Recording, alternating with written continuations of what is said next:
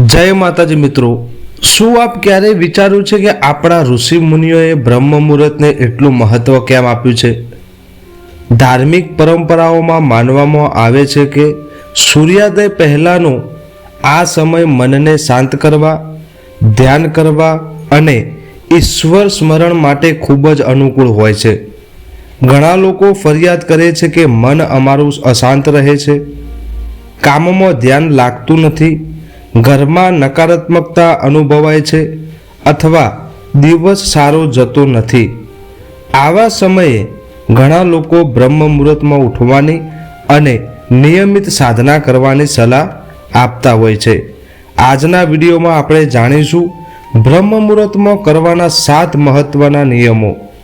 આ ધાર્મિક માન્યતાઓ અને પરંપરાગત આધ્યાત્મિક પ્રથાઓ પર આધારિત છે.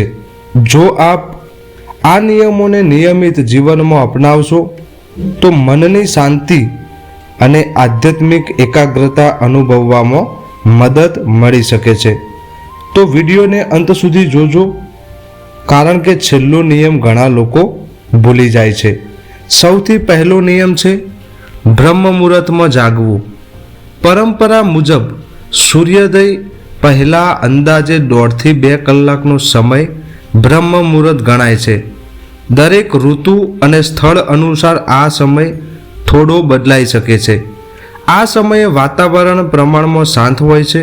ઘણા સાધકો માને છે કે આ સમયે મન વધુ સ્થિર રહે છે અને પ્રાર્થના, જપ અથવા ધ્યાનમાં સરળતાથી એકાગ્રતા આવે છે. જો આપણે શરૂઆતમાં ખૂબ જ વહેલા ઉઠવું મુશ્કેલ પડે તો રોજ માત્ર 15 મિનિટ વહેલા ઉઠવાની આદત બનાવો.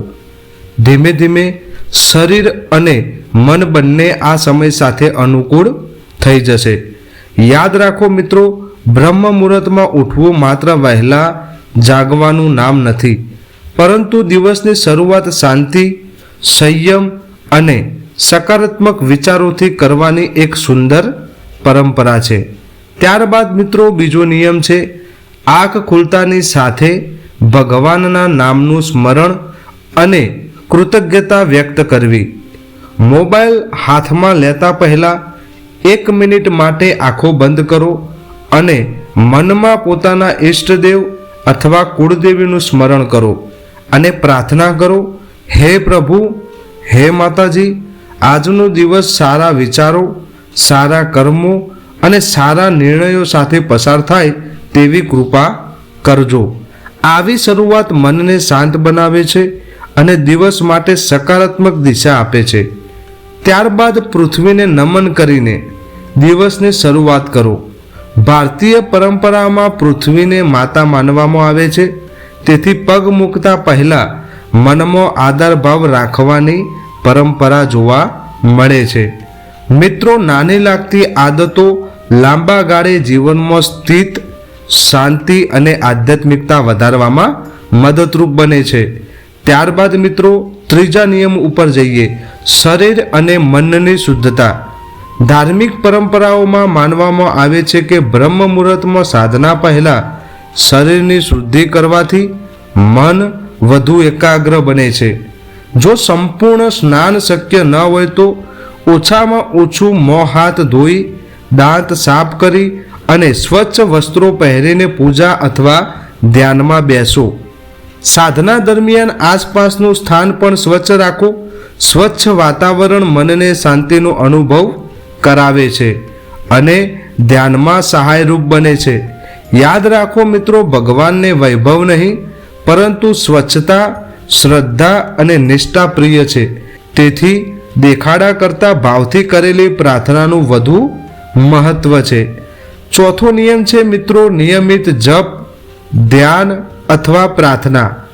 બ્રહ્મ મુહૂર્તમાં ઘણા સાધકો આધ્યાત્મિક અભ્યાસ માટે ઉત્તમ સમય માને છે. આ સમયે મન સામાન્ય રીતે ઓછું વિચલિત રહે છે, તેથી જપ અને ધ્યાનમાં એકાગ્રતા લાવવી સરળ બની શકે છે. આમ પોતાના ઈષ્ટદેવ, કુળદેવી અથવા ગુરુ મંત્રનો જપ તમે કરી શકો છો. જો કોઈ મંત્ર ના આવડતો હોય તો ખાલી માતાજીનું, ભગવાનનું નામ પણ પ્રેમ અને શ્રદ્ધાથી લઈ શકો છો. શરૂઆતમાં 15 મિનિટ ખાલી પૂરતી છે, પછી ધીમે ધીમે સમય વધારી શકો છો. અહીં સૌથી મહત્વની વાત સમય નથી મિત્રો, પરંતુ નિયમિતતા છે.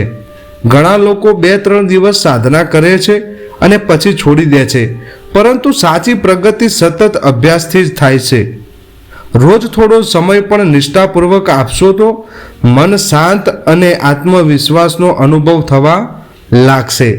મિત્રો, 5મો નિયમ છે શ્રદ્ધાપૂર્વક દીવો પ્રગટાવવો અને પ્રાર્થના કરવી. ઘણા ઘરોમાં બ્રહ્મ મુહૂર્ત અથવા સૂર્યોદય પહેલા દીવો પ્રગટાવવાની પરંપરા જોવા મળે છે. ધાર્મિક માન્યતા મુજબ દીવો માત્ર પ્રકાશ નહીં, પરંતુ જ્ઞાન, આશા અને સકારાત્મકતાનું પ્રતીક માનવામાં આવે છે. દીવો પ્રગટાવ્યા પછી ઉતાવળ ન કરો. 2-3 મિનિટ શાંતિથી બેસો, ભગવાનનું નામ સ્મરણ કરો અને મનમાં પ્રાર્થના કરો કે હે પ્રભુ, હે માતાજી, મારા મનમાંથી અહંકાર, ક્રોધ અને નકારાત્મક વિચારો દૂર કરો. મને સારા કર્મ કરવાનું બળ અને સદબુદ્ધિ આપો. યાદ રાખો, પ્રાર્થનામાં શબ્દો કરતાં સાચો ભાવ વધુ મહત્વનો છે. હૃદયથી કરેલી પ્રાર્થના મનને શાંતિ આપે છે. 6થો નિયમ છે સંકલ્પ અને સાદાચાર. બ્રહ્મ મુહૂર્તમાં કરેલી સાધનાનું સાચું ફળ ત્યારે મળે છે જ્યારે તેનો પ્રભાવ આખા દિવસના વર્તનમાં દેખાય.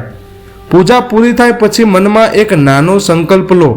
આજે કોઈનું દિલ નહીં દુભાવવું, ખોટું નહીં બોલવું, ક્રોધ ઉપર નિયંત્રણ રાખીશ, જરૂરિયાતમંદની શક્ય હોય તેટલી મદદ કરીશ, દરેક સાથે પ્રેમ અને સન્માનથી વર્તીશ. ધાર્મિક ગ્રંથોમાં પણ સારા કર્મને ખૂબ મહત્વ આપવામાં આવ્યું છે.